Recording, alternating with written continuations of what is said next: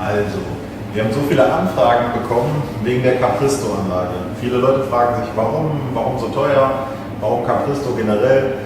Wir haben uns für die Abgasanlage entschieden, da die zu, ich sag mal, 98% passgenau ist, weil wir da nichts mehr nacharbeiten müssen und somit auch eine Menge Zeit und Geld erspart bleibt.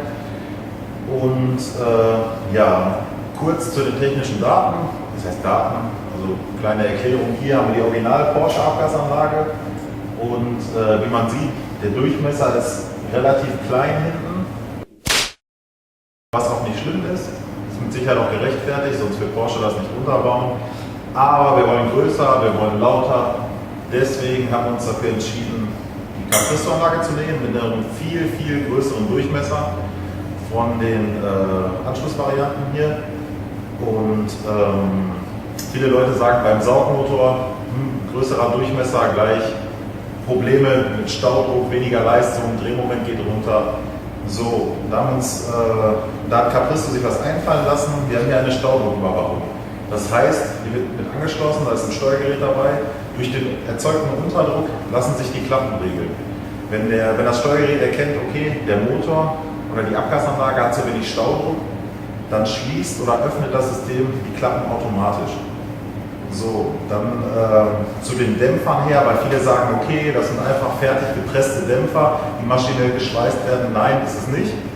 Bei Capristo werden alle Dämpfer, egal ob es für einen Lamborghini Huracan ist, für einen Aventador, für einen Porsche Turbo S oder eben in dem Fall bei uns ein Porsche Cayman, werden die handgeschweißt.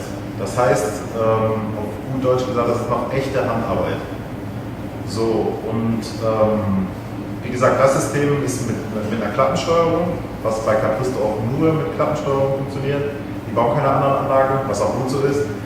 Weil, wenn wir die Klappe geschlossen halten, ist es nahezu Serienlautstärke.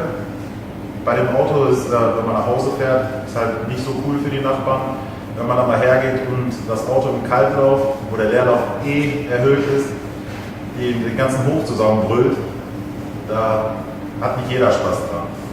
So, und hier hat man mit der Klappensteuerung hat man den Vorteil halt, man kann das Auto halt relativ leise fahren, auch wenn man mal lange Strecken fährt, so dass er nicht von innen zusammengeschrien wird vom Auto, sondern dass man auch dezent durch die Gegend fahren kann, ohne dass jeder guckt und sagt, hat ein Vollassi mit der Karre, der hat sie nicht mehr alle. Oder bei manchen älteren Leuten kriegt man halt den hier oder einen Kopfschütteln. So, und das ist der Grund, warum wir die Klappenanlage einbauen.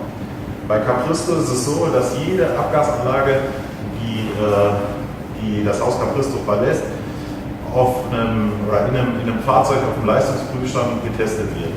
Das heißt, es geht da keine Abgasanlage raus, ohne dass die Abgasanlage irgendeinen Vorteil erzielt. So, und das war der Grund, warum wir uns für die Klappenanlage entschieden haben und nicht für, ich will jetzt keine Namen nennen, aber für manche andere Abgasanlagen.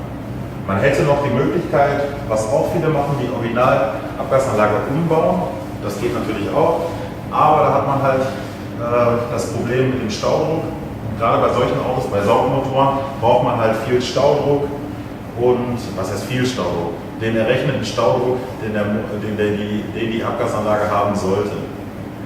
So, und viele sehen jetzt hier, die haben eine ganz andere Anschlussflansche. Die Anschlussflansche haben wir schon ins Auto eingebaut und die werden nur draufgeschoben. Also man kann die ans Originalsystem anschrauben, dann werden die Endtöpfe nur draufgesteckt und festgeschraubt. Weil viele denken mal, oh, da muss ich noch was schweißen oder muss ich mir eine Lösung einfallen lassen, wie ich das überhaupt zusammenkriege. Nein, braucht ihr nicht. Einfach die Originalflansche dran. Dann die Endtöpfe dran. Die ganze Verkabelung haben wir bei dem Auto schon eingebaut.